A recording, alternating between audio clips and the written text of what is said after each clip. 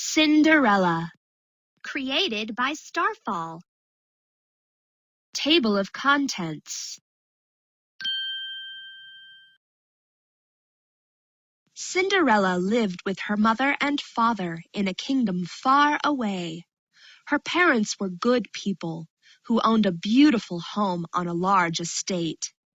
They were wealthy compared with most. Cinderella, like all children her age, loved to laugh and play.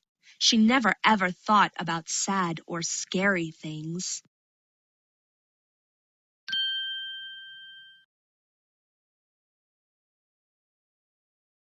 Everything changed for Cinderella when, on a cold February morning, her mother died. Cinderella's father could not bear to see his child without her mother. He quickly married a woman who had 2 daughters of her own, Mary and Clarice. Cinderella was wary of her stepmother and stepsisters. She did not trust them. Not long after, Cinderella's father also died. This was the end of Cinderella's happy days.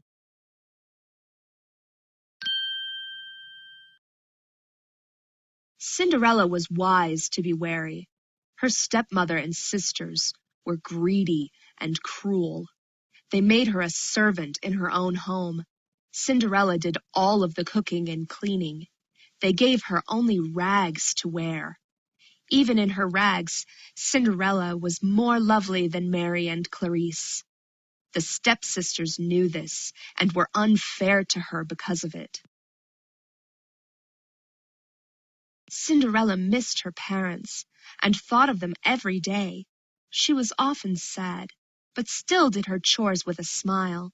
She dreamed of a better life. What else could she do?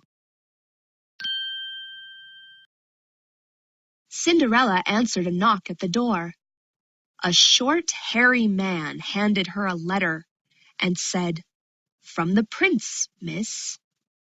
He bowed and went on his way. Cinderella carried the letter to her stepsisters. Clarice grabbed it greedily and said, "Give it here!"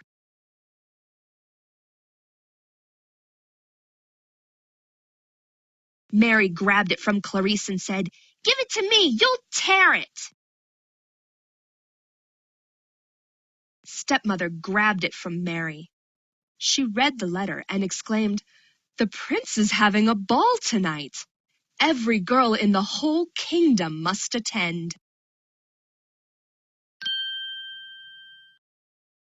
"Perhaps that means I can go too," said Cinderella. Clarice and Mary began to laugh. Stepmother hushed them.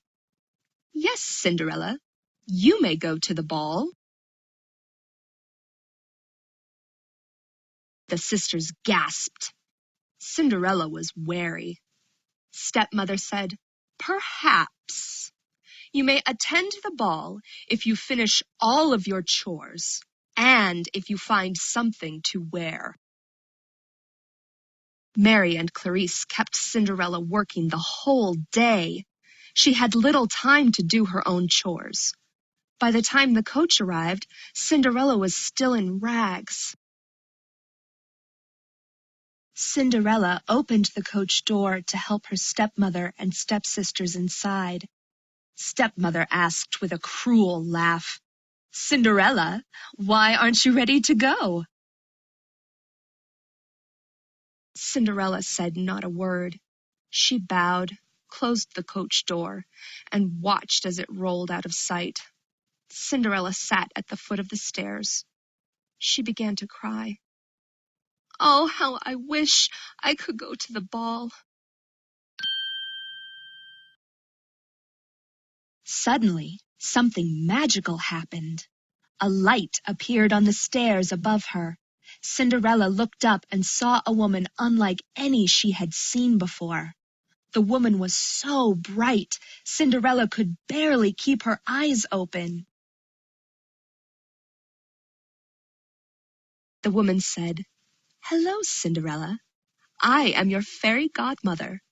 It's time to get ready for the ball." Before Cinderella could say a word, her rags had become a shimmering gown. On each tiny foot glittered a beautiful glass slipper.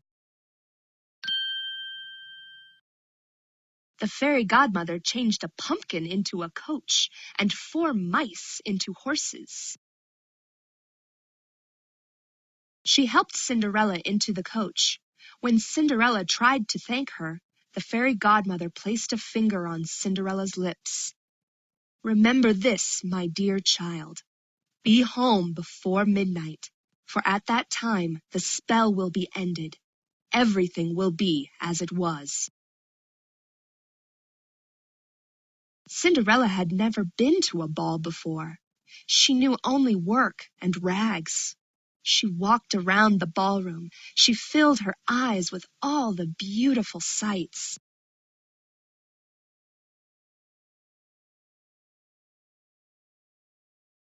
The prince saw Cinderella walking alone. He asked the king and queen, his parents, "Who is that lovely young woman?" The prince didn't wait for an answer. He walked up to Cinderella and asked her to dance. Cinderella did not know that he was the prince. They danced and danced until she heard the first strike of midnight. "Oh, did you hear that bell?" said Cinderella. "I must keep my word and leave at once." Cinderella turned from the prince. He could not believe his eyes. She ran out of the ballroom and down the stairs to her carriage. She lost one of her slippers along the way, but did not stop to pick it up.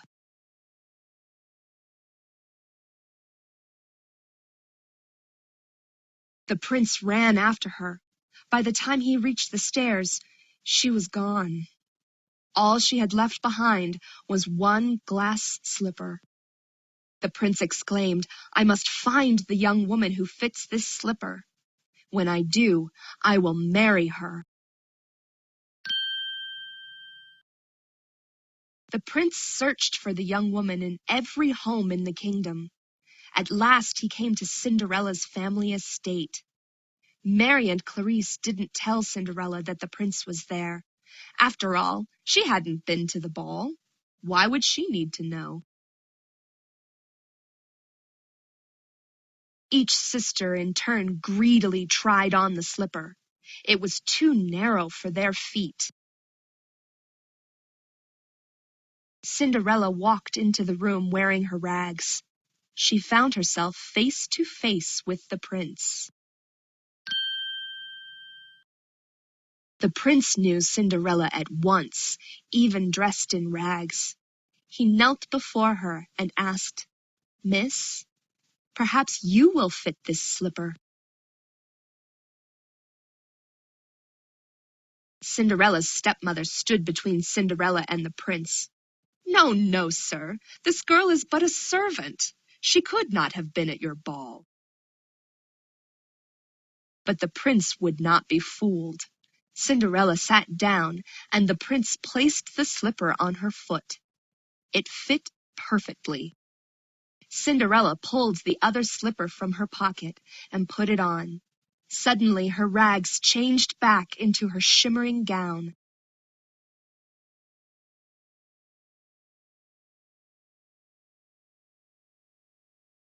The prince's search had come to an end. Cinderella was the young woman he was looking for. The end.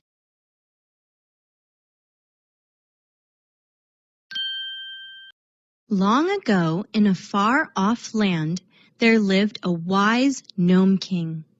The gnome king was old. He knew it was time to retire. He thought of the future. Who would rule his kingdom when he was gone? He made a plan.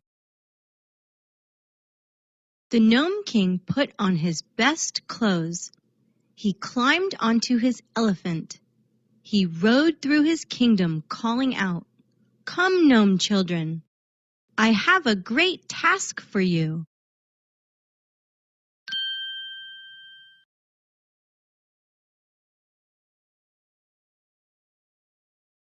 The children gathered around the Gnome King. He said, "I can no longer rule the kingdom myself. I need a young gnome to help me. That gnome will be our future ruler." The Gnome King raised a small knapsack above his head. He pulled a knife from his belt. He cut the knot, holding the knapsack closed. The knapsack opened. Seeds of many colors, shapes, and sizes spilled onto the ground. The children did not understand.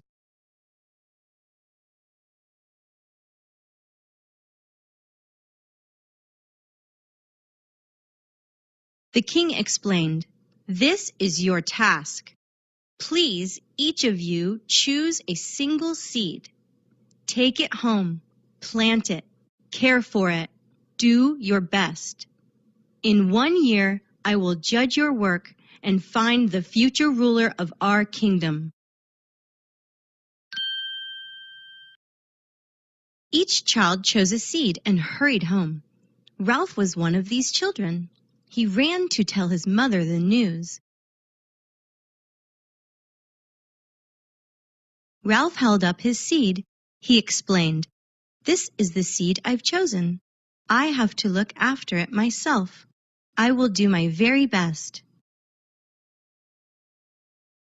Mother pulled a lovely pot from a shelf. She said, "You have been given a great task. You should use our best pot." Ralph read every book written about plants.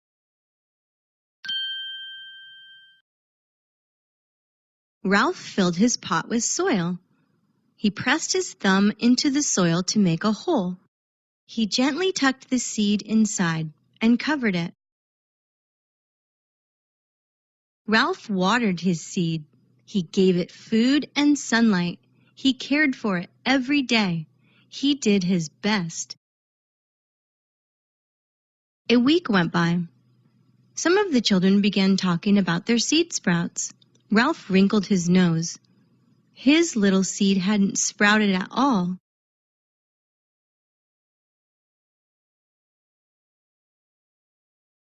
"What am I doing wrong?" Ralph asked himself. "I water my seed. I give it food and sunlight. I care for it every day."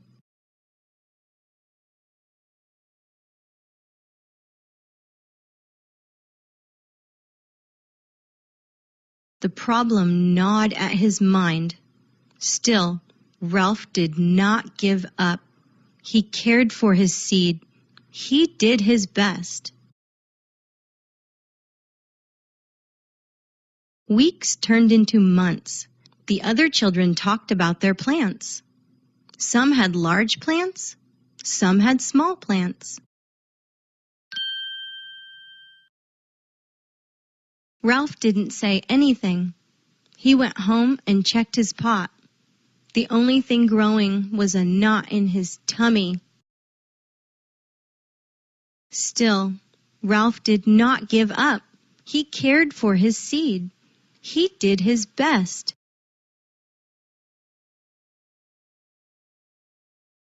The year ended. It was time for the children to bring their plants before the Gnome King. His pot was as empty as the first day.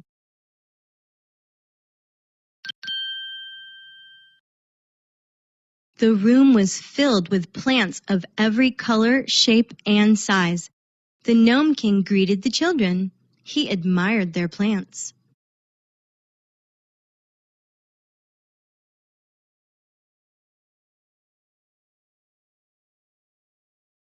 Ralph felt small. He knelt down. He wrapped his arms around his empty pot.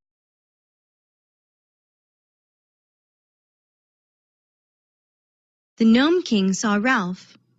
He hurried over to him. He asked, "What kind of plant have we here?"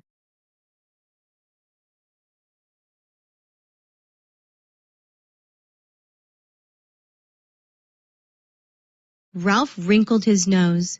He answered, "Sir, I watered my seed. I gave it food and sunlight. I cared for it every day. I did my best, but all I have to show is an empty pot." The Gnome King turned and spoke to the children. "1 year ago, I gave each of you a single seed. Every one of those seeds had been boiled.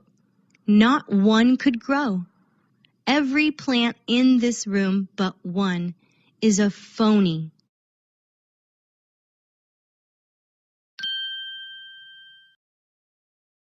The Gnome King kneeled before Ralph and asked, "What is your name, child?" This was not what Ralph had expected. "Ralph," he answered. The Gnome King went on. "Only a brave and truthful child would bring an empty pot. Ralph, will you help me rule the Gnome Kingdom?" Ralph smiled and answered, "Yes." The end. Rikki Tikki Tavi, a truly brave mongoose. Created by Starfall.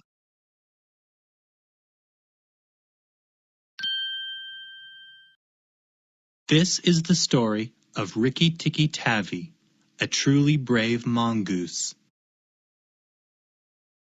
A mongoose is a bit like a cat and a bit like a weasel. They like to snoop around. The mongoose family motto is, "Run and find out." A mongoose can move with super speed. They are known for hunting and eating snakes. If you lived in the jungles of India, there would be no better pet than a mongoose. This story will explain why this is so.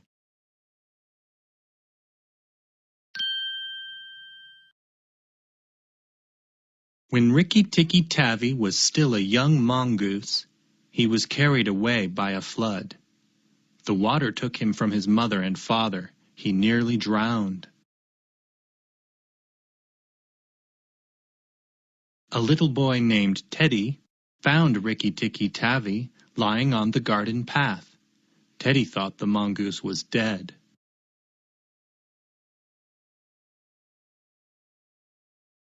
Teddy's father carried the wet mongoose into their bungalow. Father dried Rikki Tikki Tavi with a warm towel.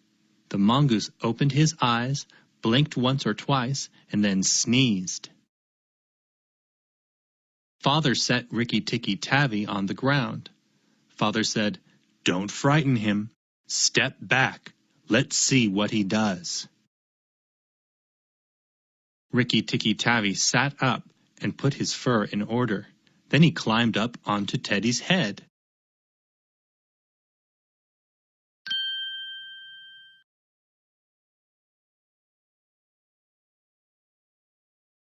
Many animals lived in the garden around the bungalow.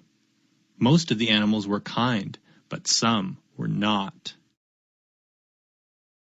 Two cruel cobra snakes named Nag and Nagina ruled the garden.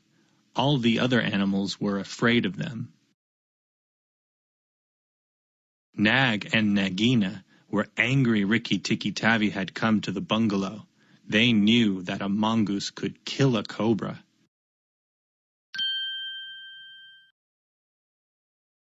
Nagina came up with a wicked plan.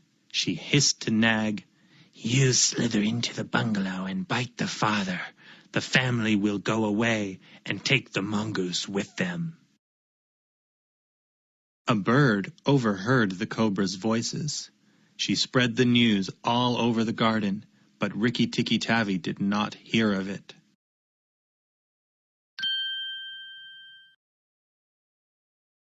Rikki Tikki Tavi usually slept under Teddy's chin, but tonight He was restless. He wanted to snoop around. He quietly opened the door to Teddy's room. "Squeak!" cried a muskrat. "Please don't hurt me." "Why would I hurt you?" asked Rikki Tikki Tavi. "You won't hurt me, but rumor is I might get hurt by being with you," answered the muskrat.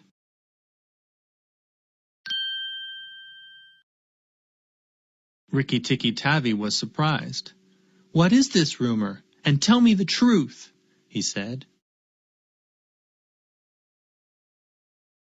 "Nag and Nagina, the cobras, want you to leave the garden," answered the muskrat.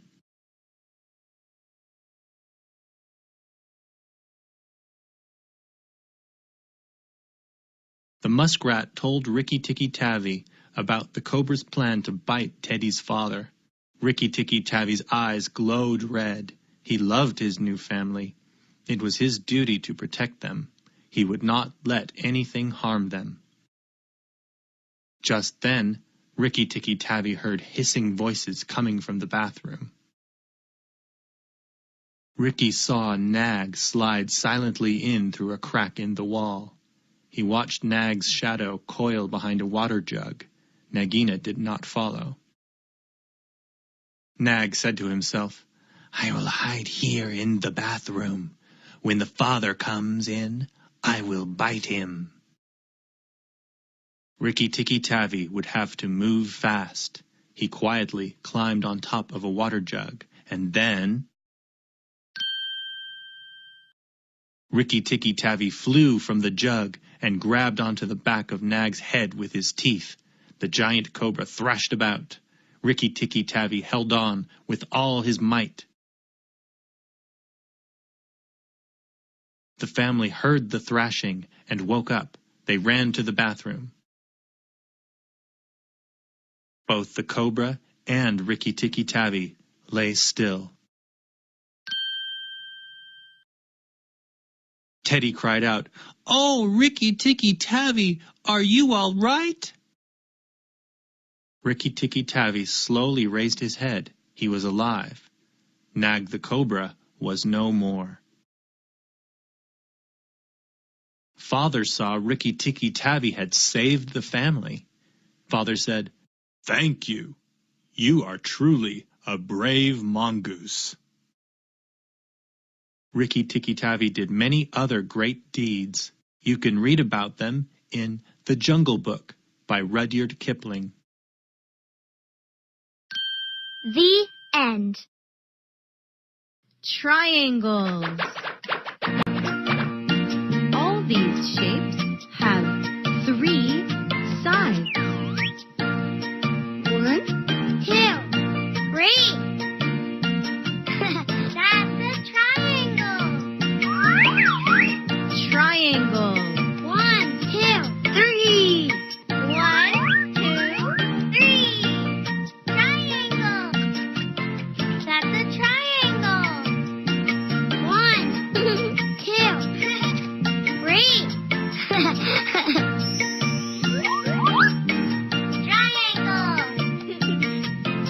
That's a triangle.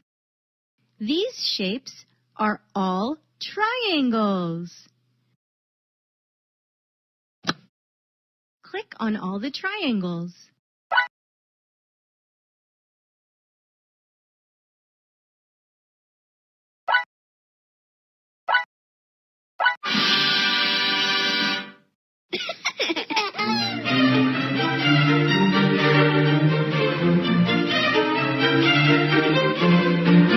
Terrific triangles.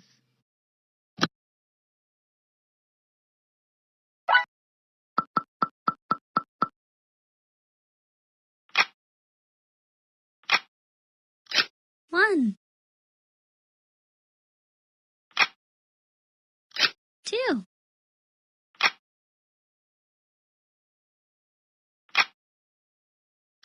3.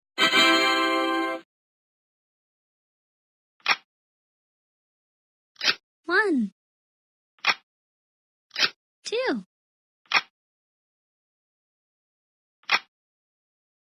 2.5.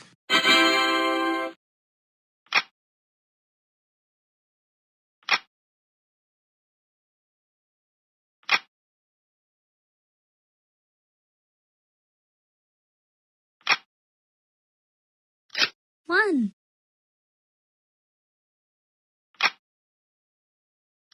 1.5. Click on the longest train. The longest. Awesome! Yay!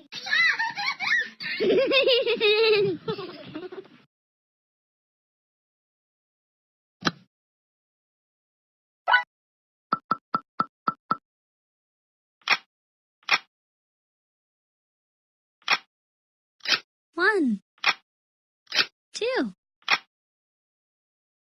3, 4, 5. 1, 2, 3.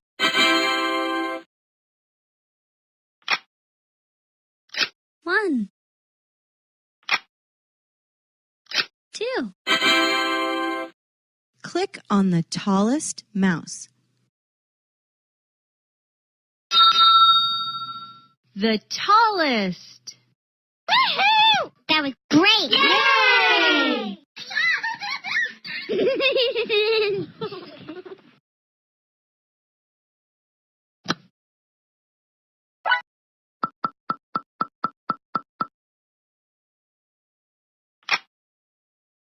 1,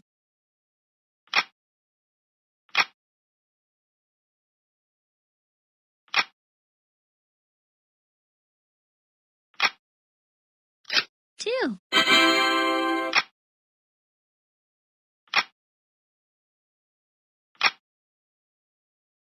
1,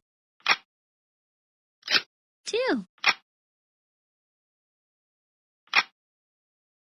3.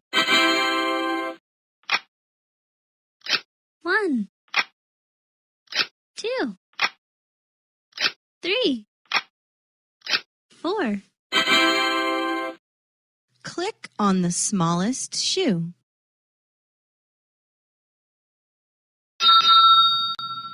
The smallest. Awesome! Yay!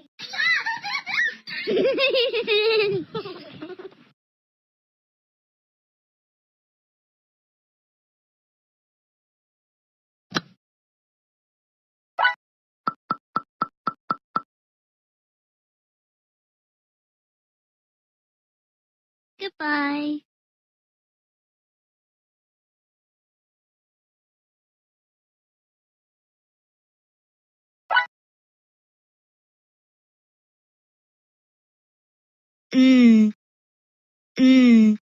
Not.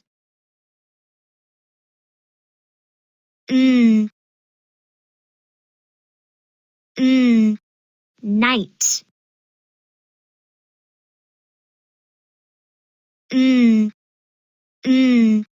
Gnome.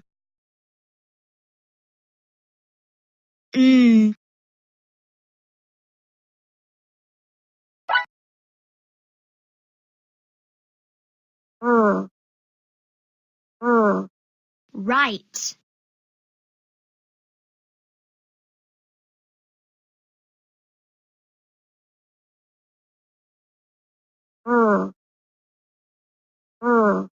Wrap.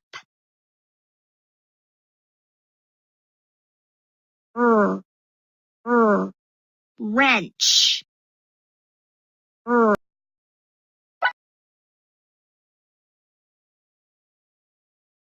Ooh. Ooh. Tulip. Ooh. Tulip. Ooh.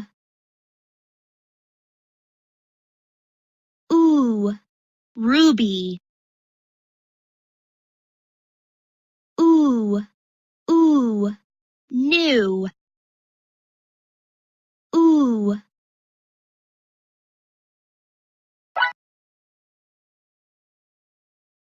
U.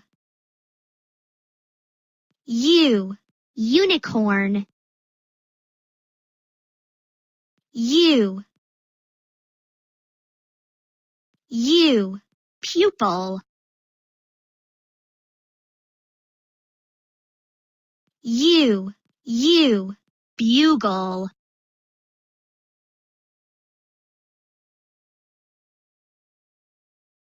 Easy.